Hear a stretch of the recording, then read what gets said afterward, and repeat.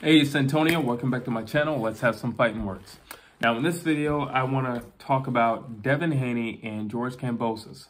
The fight has finally been made, and everything has been finalized. All the paperwork has been signed. And finally, people, we have a fight. We have a unification bout, which is great news. However, the journey to get here has been a little questionable. Let me take you back, maybe like 2 months.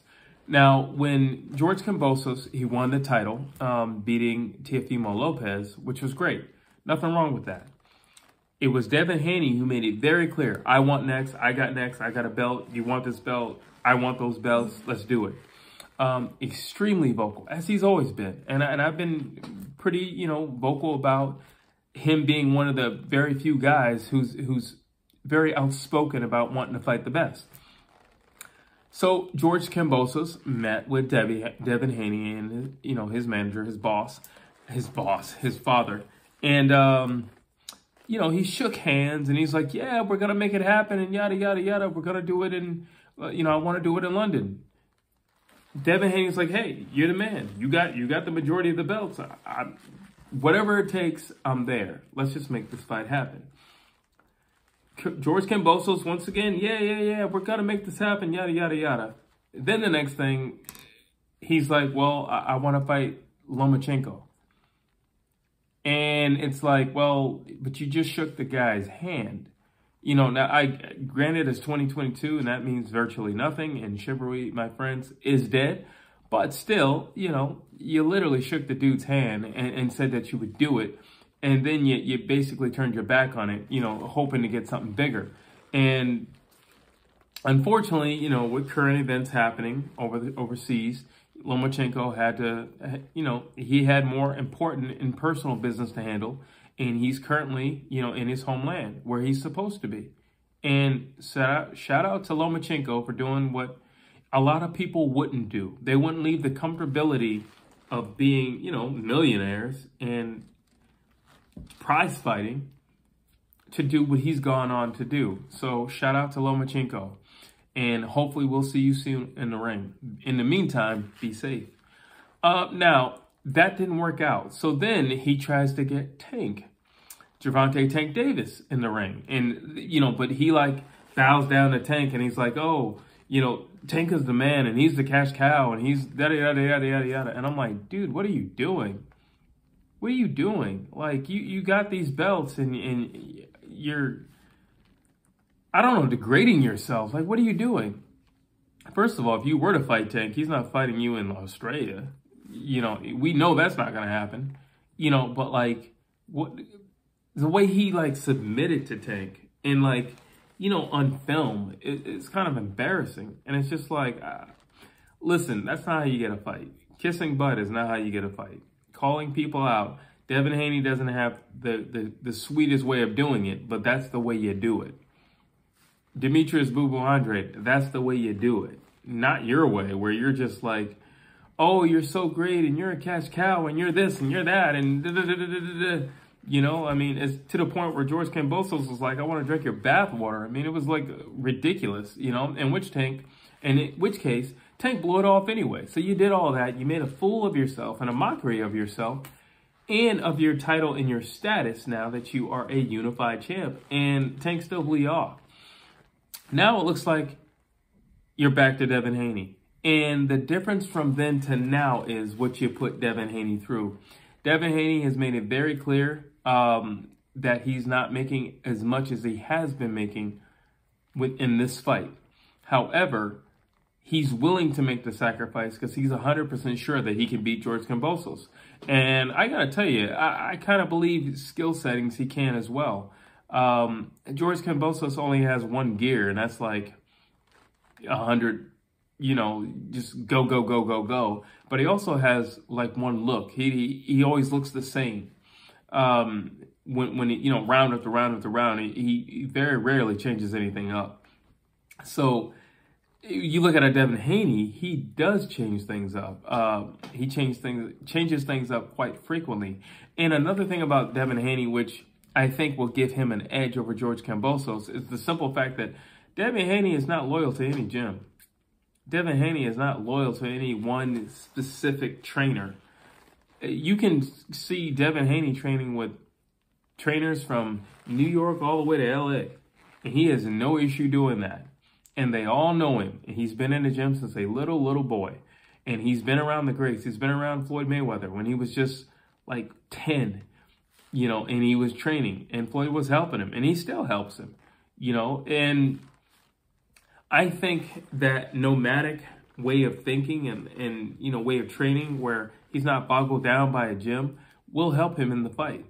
I definitely think it will help him in the fight. I think George Kambosos is the best right now that he's going to face.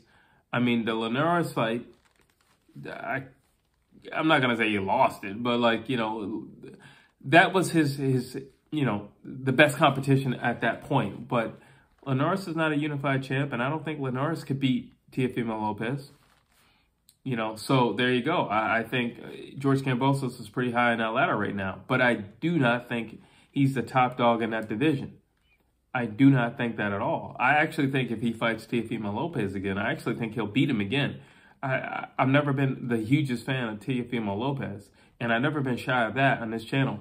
But I think Devin Haney's just nomadic way of training will help him out because George Kambosos doesn't show different looks in a fight. He doesn't, you know. And I mean, granted, he's been sparring Manny Pacquiao for many years, and if you're sparring somebody as great as Manny Pacquiao, maybe you don't need many looks, you know. But I think it helps because not every round is going to go your way, and you need to know how to adjust. You need to know how to add on to something via round after round, or take away something via round after round. And I think Devin Haney can definitely do that. He's shown me in fights where he can mix it up. You know, he doesn't have to be like some, you know, some big dude who's just going to stand in front of you. Because a lot of times that's what he'll do. He'll like try to muscle you down or big brother you down. And the thing with Devin Haney is he doesn't have that much power in his punches. But then again, George Kambosos doesn't have that much power in his punches. So that fear factor of Haney, you know, like he probably couldn't get away with that if he were fighting Tank. Maybe not even, or Ryan Garcia. He couldn't get away with that. But fighting George Kambosos, he can definitely get away with that. He can definitely get away with that, walking you down, that big brother style. He can definitely get away with that. And as offensive as George Kambosos is, he could definitely get away with that shoulder roll that, you know, he's picked up in the Mayweather gym. So when I look at this fight, not to say that, you know, just because they were shaking hands and they were cordial was going to be a different type of fight. But I think all the hurdles that George Kambosos has put Devin Haney through, and then the fact that Devin Haney isn't getting like a fraction of what he's used to getting, has also annoyed him. So when you look at the fact, he's like, well, I've been prolonged. I've been overlooked. He's tried to duck me several times. Now he's shortening my money. And I'm going to have to go to a country I don't want to go to do this fight. So when I look at it, I just think Devin Haney has a lot more to train for than George Kambosos. And granted, just because somebody trains more doesn't necessarily mean they're gonna win. If both guys are in shape, regardless of how they train. I don't care if you train in Big Bear and you have all this altitude and yada, yada, yada. I don't care if you have the best, you know, sports science guy who's making you climb this and lift, and now you're benching 300 pounds and you're running 12 miles a day. That doesn't mean anything. I mean, yeah, you're conditioned, but at the end of the day, it's still a fight, and you got to throw your hands. So that's great that you can bench 300 pounds, and that's great that you're eating super clean and it's all green, and you just went total vegan during this training camp. It's all great. That's not gonna win the fight for you though. So I just think Devin Haney has a lot to train for. I think he has a lot of built-up animosity and, quite frankly, a lack of respect for George Kambosos.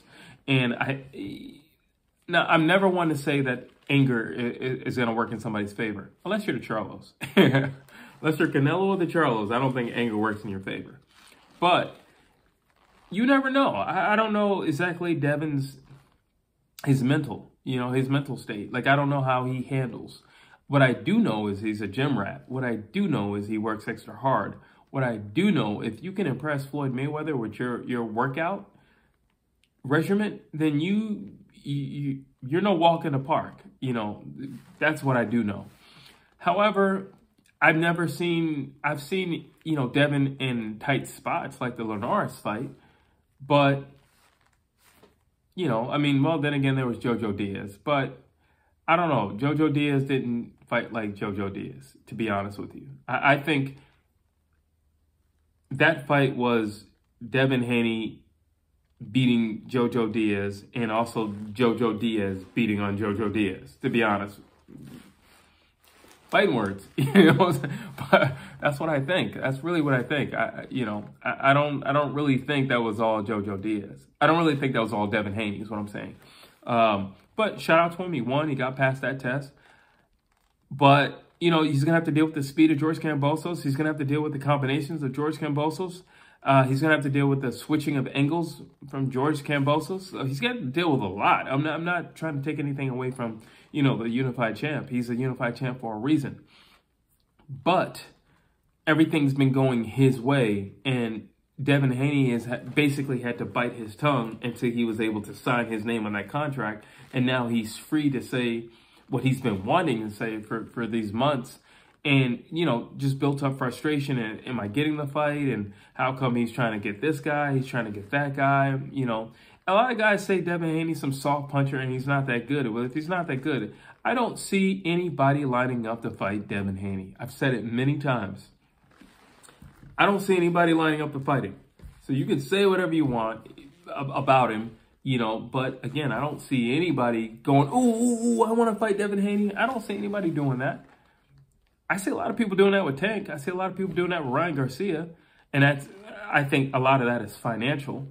But I don't see anybody lining up to fight Devin Haney. Yeah, you might say, oh, well, you know, his pay-per-view numbers or whatever. You know, are you fighters or are you businessmen? You know, like, yes, we live in an age where, you know, they go hand in hand. But at the same time, you do need to separate them.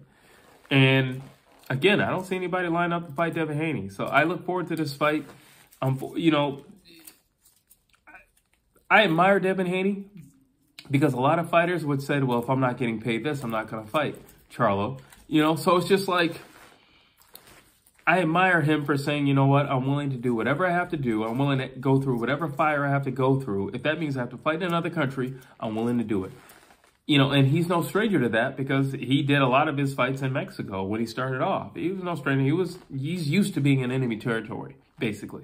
So he's no stranger to that. And, you know, I'm just happy that this fight is made. I'm happy that, you know, Devin Haney could put his ego aside and saying what he's used to getting paid and saying, you know what, I just want the biggest fight and I also want to fight for the titles. If I'm not deserving of it, then I'll get beat on the night. But if I am deserving of it, well, then it'll be worth it. And after this fight, well, then my pay rate will definitely go back up. So that's my thoughts. You know, I don't really want to delve too deep into somebody's contract. Bottom line, Devin Haney more than likely isn't going to get anything his way, especially when he gets to Australia, you know, and it might be more of a mind game, you know, if anything else. And I hope he can stay as strong as he is right now mentally, because once he gets over there, if he thought he was getting, you know, jerked around over here, you can forget it. Once you cross over the seas, it's going to be another ball game, and you need to know that. So other than that, you know, I'm just really happy that this fight is made. And once again, you know, there's another unification bout going on, and that's what we want to see. We got Earl Spence, we got Yordenis Ugas, you know, we got Clarissa Shields, we got Savannah Marshall. We got all these unification bouts, which is good for boxing, which is very, very good for boxing. And finally, we got the best fighting the best. And I don't care how they get there, meaning if they have to get forced into a corner, we still have the best fighting the best. And I'm happy for that, and I look forward to this bout. Drop your comments down below. Please like, please share, and please subscribe to my channel.